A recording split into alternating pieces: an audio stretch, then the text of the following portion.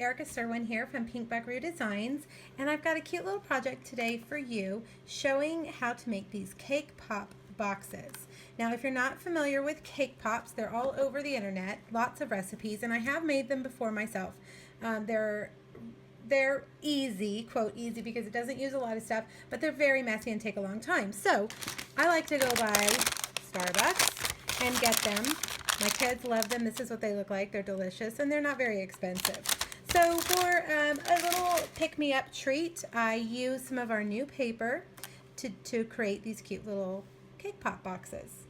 All right, so let's get started. Let me show you what you're going to need. The stamp set we're using is called Sunburst Sayings, and we're using this one right here that says, "You Brighten My Day."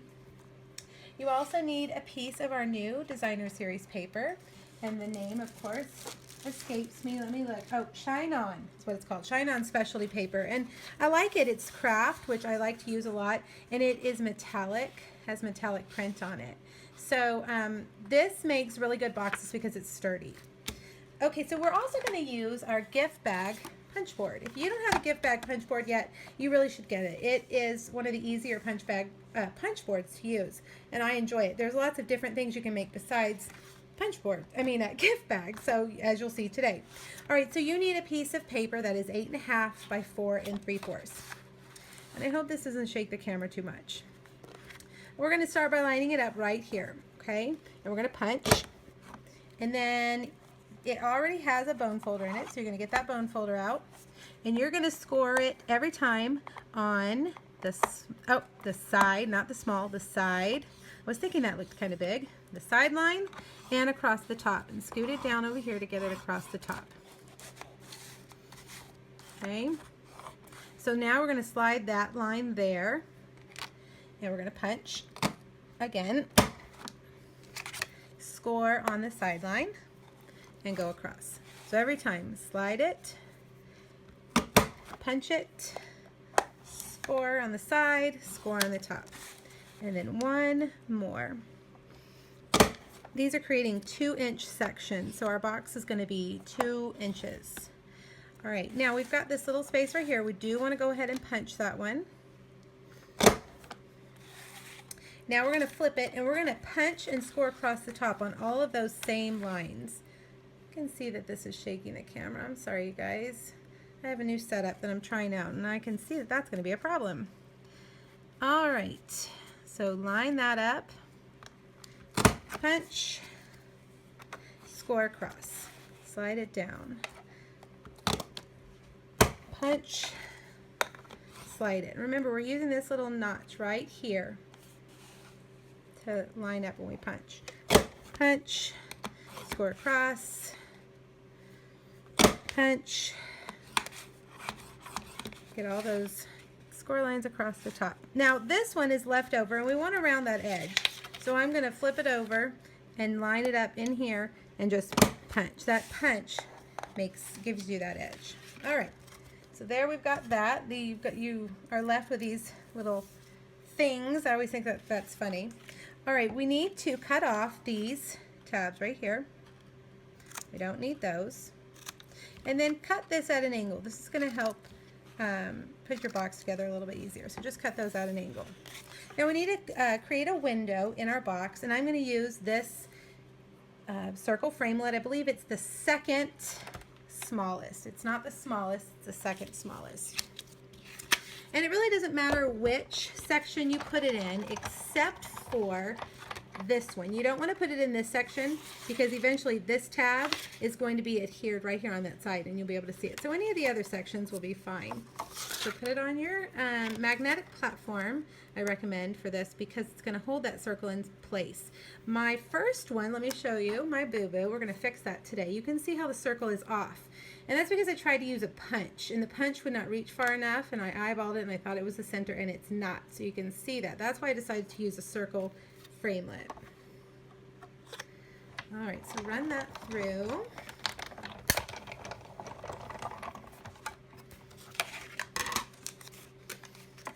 Out of the way for now.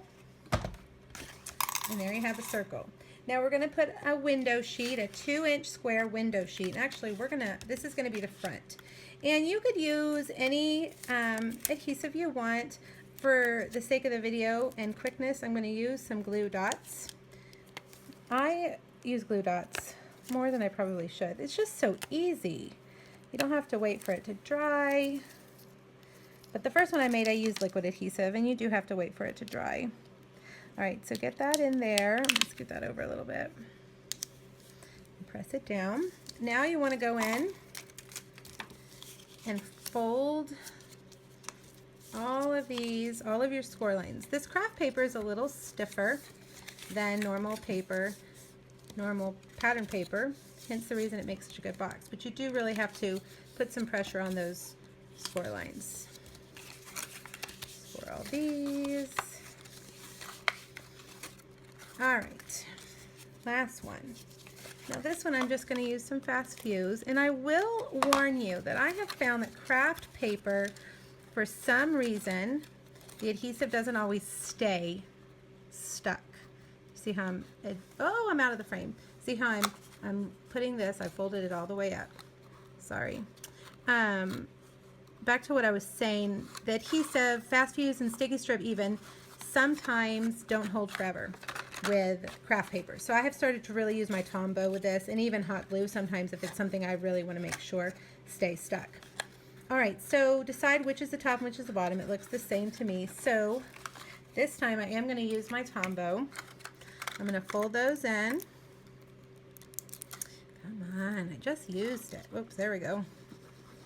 A little bit there, a little bit there. We're going to fold it up. And I'm going to set it somewhere. I'm going to put my fast fuse down in there to kind of hold it down. And I'm going to let it dry for a few minutes while I'm working on my tags. Okay, so let's stamp our sentiment. And I am using Bermuda Bay, which is one of the colors in the stack of Designer Series paper. So I'm just kind of sticking with the theme of the paper. Now the paper that I used has silver, so you could really use anything. All right, we're going to cut this out with one of the tag framelits. And this tag framelit is from the Curvy Keepsake Box collection. One really good aspect about our framelits, or our thinlits, if you buy something like the Curvy Keepsake Box, it comes with some other cute little framelits that you can use for other projects. Well, for that project, obviously. This was designed to use with it, but look, we can use it with anything.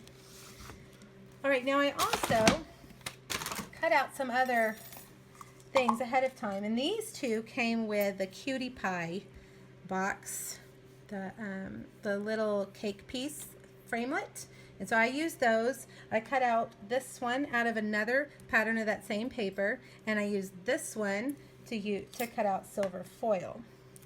And I am just going to kind of arrange these with dimensionals.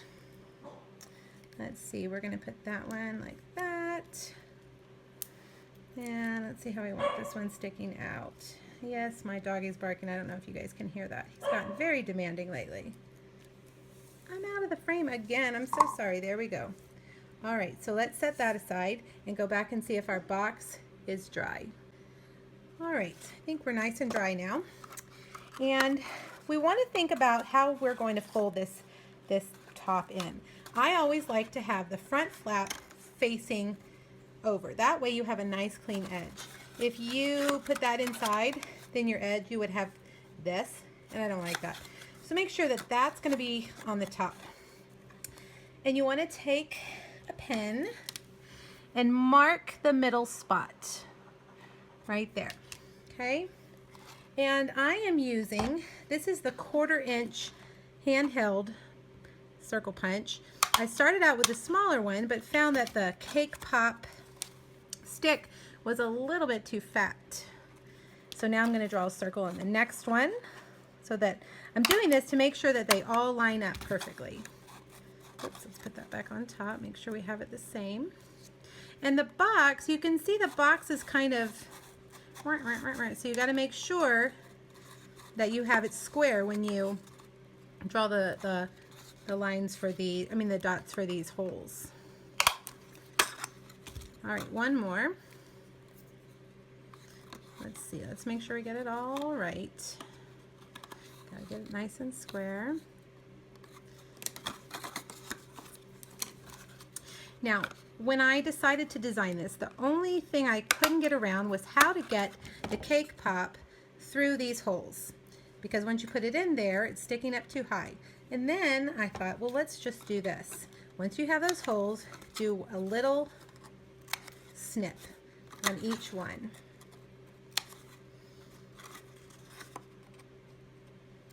Okay, and then, where's my cake pop? I had to hide these from my husband. He loves these. All right, so we put it in, fold down, okay, fold down one, fold down two, back, and then the front. And so you can see it looks like it's through those holes, but we cut a line and nobody can tell. All right, this ribbon that I'm using is awesome. It is in the New Occasions catalog, and it is called Stitched Ribbon. It's just 1/8 of an inch thin. It's really cute, and I like to double it like this and tie my bow with 2 strands at one time. Make sure they're all straightened up like that. Okay, just like that.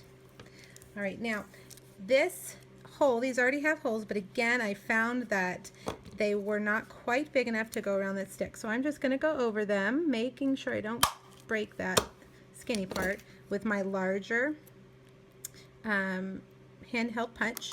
Slide it down. And last but not least, we get a couple of glue dots on our bow, and voila. Let's try that again. Voila. Nope. All right, let's try it one more time. It's got my glue dot unstuck. Ready? Okay, here we go. Voila. There you go. Now it's centered. You can see it's centered. You have much better control when you use a circle than lit. Okay, guys. Again, I'm always thinking about those teachers. This would make a great little pick-me-up for a teacher. I think these cake pops are 2 for $3, if I remember. I mean, they're very inexpensive, and you can get them at Starbucks. My favorite is the salted caramel, but I haven't found it lately. They said it was just seasonal, but I am waiting for it to come back. All right, you guys, have a great one. Thanks so much for stopping by. Bye-bye.